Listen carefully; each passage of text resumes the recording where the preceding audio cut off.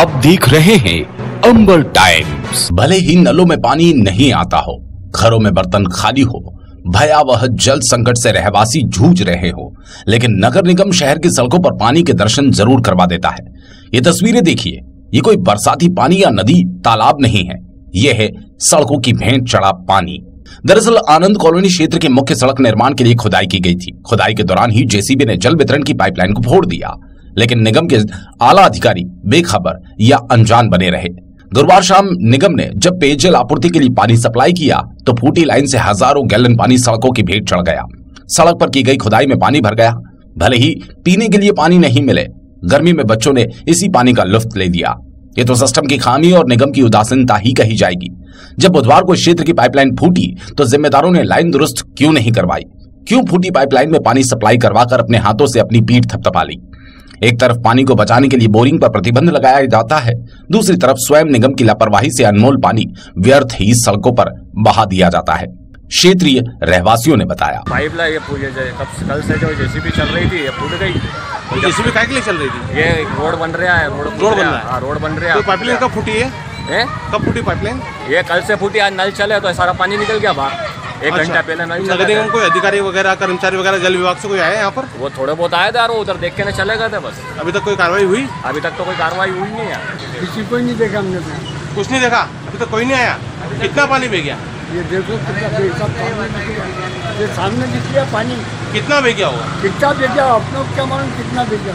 कब कितना टाइम हो गया? कितना टाइम हुआ? कितना टाइम? 2 घंटे हो गए। 2 घंटे हो गए, कोई नहीं आया अभी तक? कोई नहीं आया। ये अभी जब से नल स्टार्ट हुए, आज का नल आने का टाइम था, क्योंकि लेट नल आए तो उसकी वजह से करीब 1.5 घंटा हो गया। 1.5 घंटा हो गया। अब तो कोई अधिकारी आया नगर निगम से? अभी तक तो कोई भी नगर निगम में कोई अमला भी नहीं आया, कोई चेकअप करने के लिए कोई भी नहीं आया अभी तक। आपने इसकी शिकायत वगैरह किसी अधिकारी वगैरह का जल हमने तो नहीं की, बाकी किसी ने तो की होगी। तो इतना पानी बह चुका, जहाँ लोगों को पानी मिल रहा है, इस बारे में क्या कहेंगे आप? क्या कहेंगे कि भैया सुधार, लापरवाही है कहीं ना कहीं। सुधार हाँ, लापरवाही है और सुधार होना चाहिए था।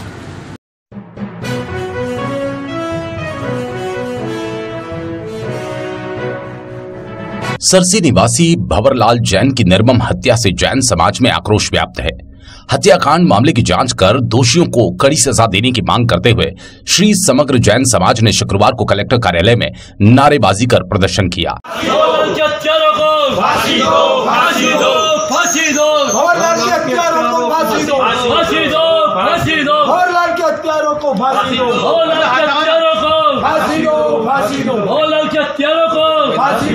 जैन समाज ने प्रशासन को ज्ञापन के माध्यम से मामले की जानकारी देते हुए मामले की जांच कर आरोपियों को सख्त सजा देने की मांग की और ज्ञापन सौंपा।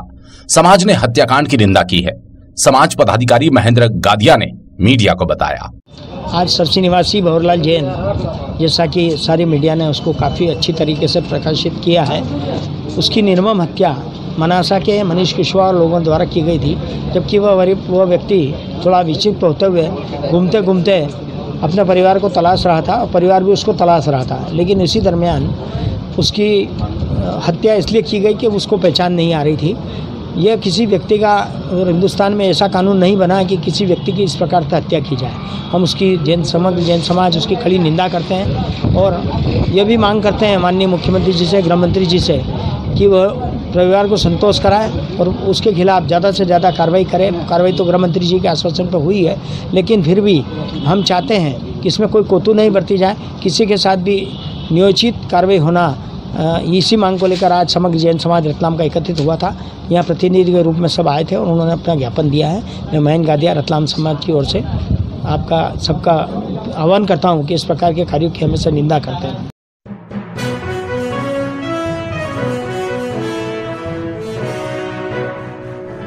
स्टेशन के प्लेटफॉर्म नंबर 2 पर शुक्रवार सुबह अफरा तफरी मच गई। वजह प्लेटफॉर्म पर लगी लिफ्ट फंसना रही। हादसे के दौरान लिफ्ट में 28 यात्री सवार थे, जबकि लिफ्ट की क्षमता 20 लोगों से ज्यादा की नहीं है। ओवरलोड होने से लिफ्ट अटकी रही। रतलाम से इंदौर के लिए सुबह 6:35 पर डेमू ट्रेन प्लेटफॉर्म नंबर 1 से रवाना होती है। प्रतिदिन इससे सैकड़ों यात्री इंदौर की ओर सफर करते हैं। इनकी सहूलियत के लिए प्लेटफॉर्म 1 और 2 के बीच लिफ्ट लगी है। शुक्रवार को बड़ी संख्या में यात्री स्टेशन पहुंचे। यात्रियों ने प्लेटफॉर्म नंबर 2 से 1 पर जाने के लिए लिफ्ट का उपयोग किया। जैसे ही यात्री लिफ्ट में चढ़े, उसका गेट बंद हुआ अंदर शोर शराबा मच गया। स्टेशन पर भी यात्रियों में हड़कंप मच गया। लिफ्ट नहीं चल रही थी और उसका गेट भी नहीं खुल रहा था। इससे यात्रियों का सांस लेना दूभर हो गया। वे बुरी तरह घबरा गए। जैसे ही जानकारी मिली, आरपीएफ और जीआरपी का अमला मौके पर पहुंचा और लिफ्ट का गेट खोलने का प्रयास किया, लेकिन सफलता नहीं मिली। इस पर तात्कालिक रेलवे के इलेक्ट्रिकल विभाग को सूचना दी गई, जहां से इंजीनियर और अमला पहुंचा। उन्होंने रॉड की मदद से गेट में थोड़ा गैप बनाया, तब जाकर हवा पास हुई और लिफ्ट में फंसे यात्रियों की जान में जान आई। करीब 45 मिनट की मशक्कत के बाद गेट खोला जा सका और यात्रियों को बाहर निकाला जा सका। जब तक लिफ्ट का गेट नहीं खोला, तब तक डेमो ट्रेन स्टेशन पर ही खड़ी रही।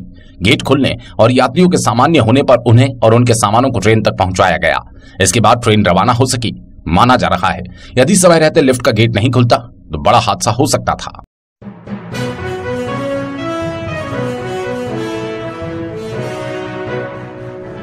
बड़बड़ के रहवासी लंबे समय से मूलभूत सुविधाओं के अभाव में आक्रोशित है, जो व्यवस्था को नकारा साबित करते हैं। इस क्षेत्र की सबसे बड़ी समस्या तो यह है कि विकास करवाए तो कौन। कभी इस क्षेत्र को नगर निगम सीमा में बताया जाता है तो कभी बंजली पंचायत की जिम्मेदारी बता दी जाती है। हाल ही में इस क्षेत्र में सड़क के नाम पर पगडंडी का निर्माण करवाया गया, जिसका निर्माण घटिया होने से सड़क बनने से समस्या का कोई समाधान नहीं हुआ। सड़क के आसपास न तो ब्लॉक लगाए गए, न ही मुरम डाली गई। दोनों तरफ गड्ढे अब भी जस के तस। इस क्षेत्र में पेयजल संकट भी गहरा गया। पानी की किल्लत से रहवासी परेशान है। टैंकर से कभी कभार आपूर्ति करवाई जाती है, लेकिन टैंकर से पानी लेने के लिए भी पैसा देने का आरोप लगाया गया। इस क्षेत्र के रहवासी बताते हैं, सड़क के लिए 50 लाख रुपए मंजूर होना बताया गया था, तो पैसा कहां गया। ये कैसे सड़क बनी है। पानी भी दूर दूर से लाकर जीवन यापन किया जा रहा है। पार्षद तो सिर्फ चुनाव के समय ही आते हैं। सुनिए क्या कहते हैं बड़बड़ के रहवासी। हेमलता पंड्या। क्या समस्या रही? समस्या या क्या रही, या रोड बना है, 1 महीनों भी नहीं हुआ, या रोड खुद की साइड में मोरम डाल गया, नहीं बोल रहा कि ब्लॉक लगेगा। तो कब लगाएगा ब्लॉक? बारिश तो आएगी, अब थोड़ा दिन बाद बारिश आई जाएगा। नीचे बरसात ही बिछाई, ऊपर सीमेंट बिखेर गया।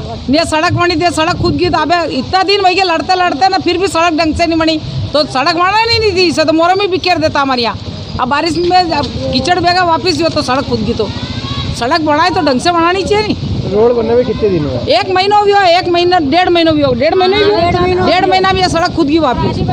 ना आधी बने ना आधी उगड़ी रख गया, आधी तो ऐसी पड़ी खुदी हुई। नन्ही पानी आनी गांव में पीवा को, या मोटर गादी की निकाल के वहाँ भी नहीं तैयारी हुई। ये किसने बनाई? सांसद निधि से बने और पंचायत तरफ से बन रही है। पंचायत तरफ को नाम आयो, या नगर निगम बनाओ या पंचायत बनाओ, कोई भी बना। हमारी सड़क तो सही बनने देता नहीं। सांसद निधि की बात आई रही कि सांसद निधि से पैसे आए, तब कौन सांसद निधि से पैसा आया? सड़क तो ढंग से बनानी चाहिए। क्या इतना ही पैसा आया था सांसद निधि में? 1.5 महीना हुआ है बना हुआ है, नहीं ये भी खुद गया, बारिश आई नहीं है।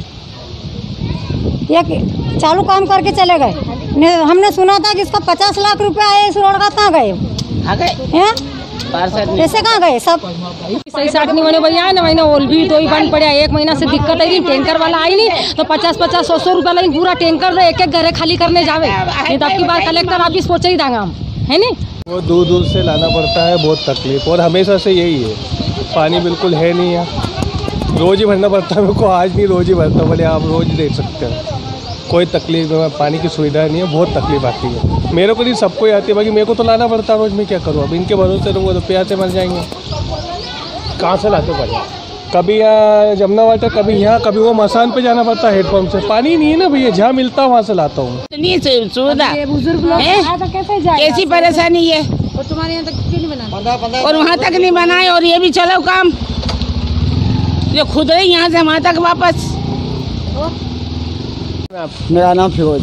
किस समस्या के लिए पानी भी नहीं है, और उसके बाद में टैंकर आता है 4 दिन में 5 दिन में एक बार टैंकर आता है। वो पार्षद को भी कोई आके झाँकता भी नहीं, पार्षद एक ही बार आता है, और जब वोट लेने की टाइम आता है। और उसके बाद में मेरी सड़क देखो, अभी देखो पानी का ढापा जिन आवाज निकलता, किससे बोलो? पार्षद भी नहीं आके झाँकते, एक दफे भी आके नहीं झाँका जब से जीता है। वो सड़क का बोल के आ रहा हमें करवा दूँगा, हर 8 दिन में आता है, देख के चला जाएगा, हमें बनवा दूँ। कोई भी आके नहीं झाँकता हुआ। और अभी चुनाव आ जाएंगे, फिर खड़े हो जाएंगे कोई ना कोई आके कि हमें देना, आप किसको वोट देंगे? किसी को ही नहीं देना ना वोट। किसी को नहीं देना, आपके वोट। आपको कोई सुनवाई तो होती ही नहीं है, कोई सुनवाई नहीं होती यहाँ पर।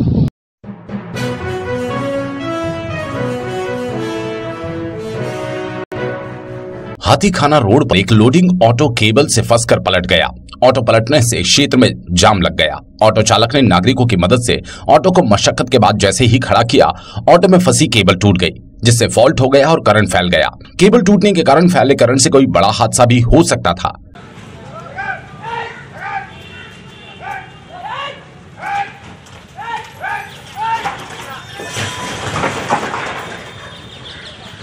बताया जाता है जिस पोल पर केबल लगी थी वो विद्युत पोल मुड़ा हुआ है, जिससे केबल लटक गई थी।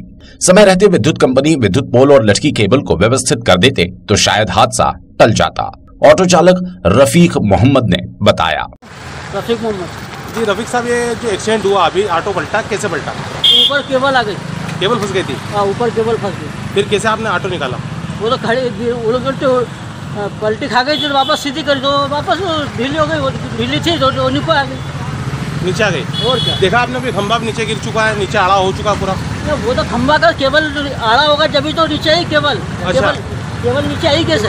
गाड़ी जा रही है तो देखना चाहिए ऊपर सारी है कि तो देख के निकाल। इतनी नीचे सर्विस ऐसा नहीं, आप जब 6.5 फीट के नीचे फिर भी अपने गाड़ी चला रहे हैं तो अपना केबल भी देखना चाहिए। मतलब कोई केबल तो नहीं आ रही लोगों की। नीचे केबल का मतलब रिक्शा है, रिक्शा है, कोई बड़ी गाड़ी थोड़ी।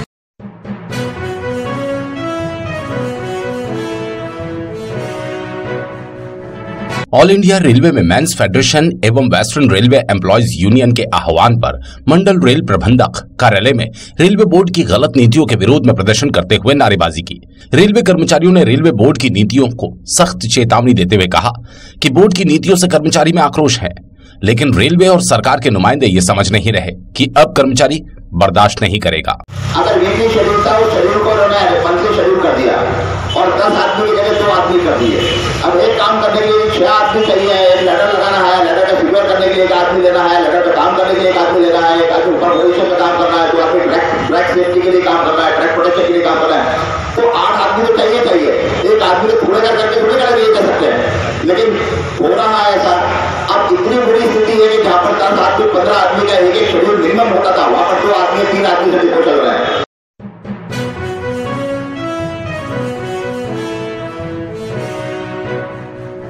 पूर्व प्रधानमंत्री स्वर्गीय जवाहरलाल नेहरू की पुण्यतिथि शुक्रवार को मनाई गई। कांग्रेस नेताओं ने सज्जन मिल चौराहा स्थित नेहरू प्रतिमा पर पहुंचकर पुष्पांजलि अर्पित की। इस मौके पर युवक कांग्रेस जिलाध्यक्ष मयंक जाट, रजनीकांत व्यास, जेम्स चौको, यास्मीन शेरानी सहित कांग्रेस नेता उपस्थित रहे। शहर कांग्रेस अध्यक्ष महेंद्र कटारिया ने संबोधित करते हुए कहा,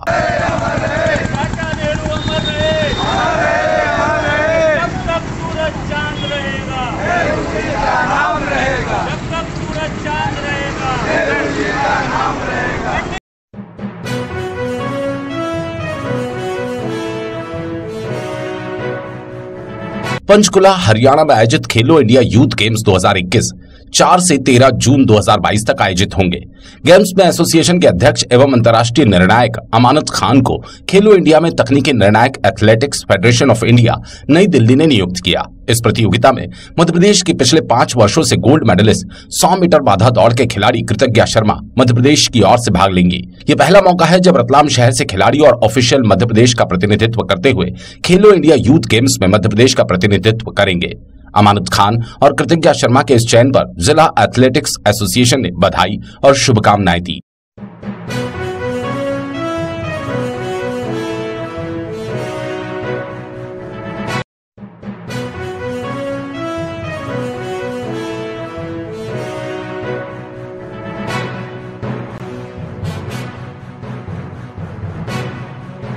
आप देख रहे हैं अंबल टाइम्स।